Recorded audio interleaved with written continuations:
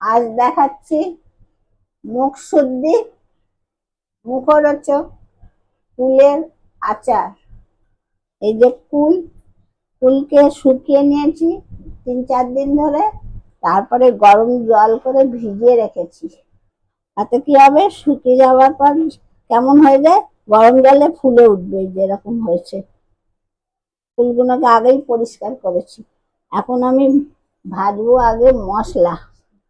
এতে আছে ধনে, জিরে, পাঁচফোড়ন, মৌরি, শুকনো লঙ্কা।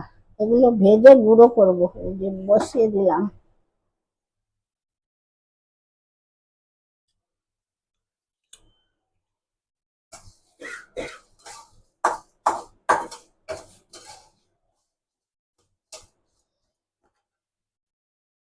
খুব খাবে সবাই চেটে চেটে।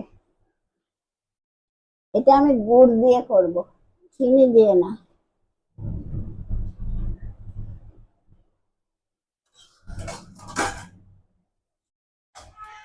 ফুল ভিজিয়ে রেখেছিলাম গরম জলে, গরম জল থেকে তুলে একটু রেখে দিয়েছিলাম। এখন কড়াই তেল দিয়েছি, দিয়ে এবার ফুলগুলো দিচ্ছি।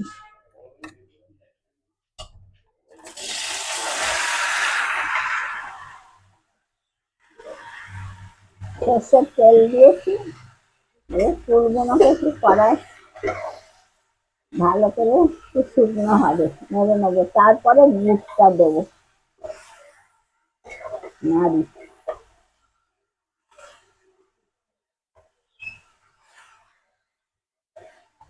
ফুলগুলো থেকে একটু জল বেরোবে, বেরোলে এটা শুকিয়ে নেবো, শুকিয়ে যাবে, তারপরে গুড় দেবো।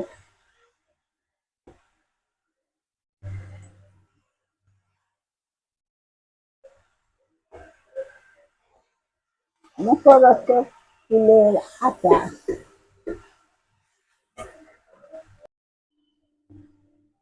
ফুলটা অনেকটা শুকনো হয়ে গেল, এবার আমি একটু বিট নুন দিচ্ছি, বিট নুনের টেস্টটা ভালো আসে।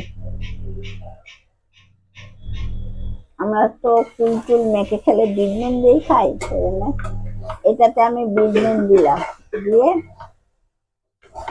এবার গুড়টা আমি আগে গালাইনি, সরাসরি ফুলের ওপরেই দিয়ে দেবো। বিট নুন দিয়ে লাগবে,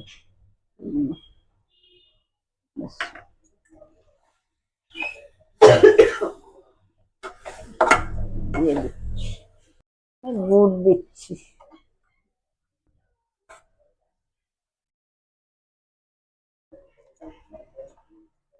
একটু টক ঝাল আর মিষ্টি করবো।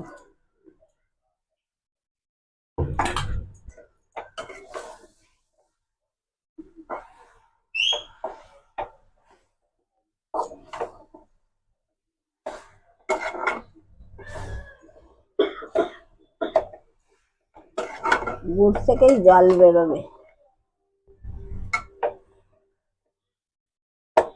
আলাদা জল দেবো না।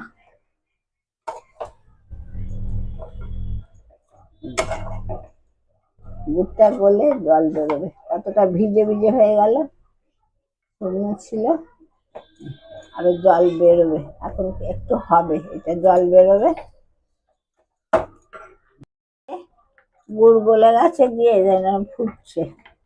এটা শুকিয়ে গেলে, শুকনো হয়ে এলেই নামানোর সময় মশলা যে ভেজে গুঁড়িয়ে রেখেছি সেইগুলো দিয়ে নামিয়ে নেবো। এটা আরেকটু হবে, এই জলটা কমবে, এই যে গুড়ের রসটা কমে যাবে, গেলে মশলা দেবো, দিয়ে নামিয়ে দেবো।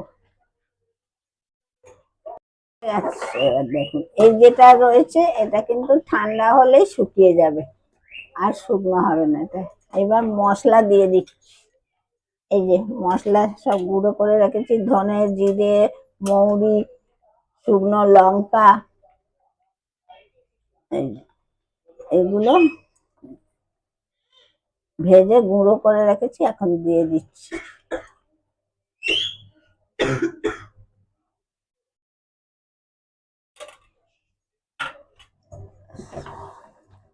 মশলা দিয়ে এবার নামিয়ে নেবো, নামিয়ে দেবো। ঠান্ডা হলে শুকনো হয়ে যাবে, আর একটু বসে যাবে। হয়ে গেল কুলের আচার। এবার বন্ধ করে দিচ্ছি গ্যাস।